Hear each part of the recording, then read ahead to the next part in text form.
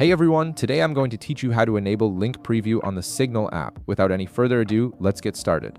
First, open your Signal app on your mobile device and log in with your credentials.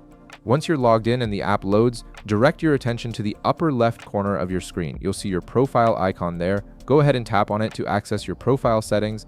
After tapping your profile icon, you'll be taken to your settings menu where you can manage various aspects of your Signal account. From here, tap on Chats.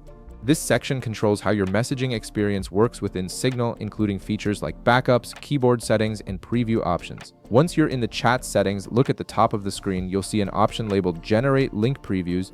Right beside this option, there's a toggle switch. Tap on this toggle to enable the feature. When enabled, Signal will automatically generate previews for any links you send or receive in your conversations.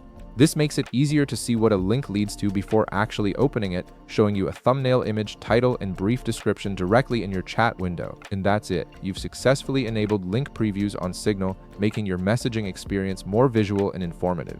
If this video helped you out, be sure to leave a like, subscribe, and I'll see you in the next one.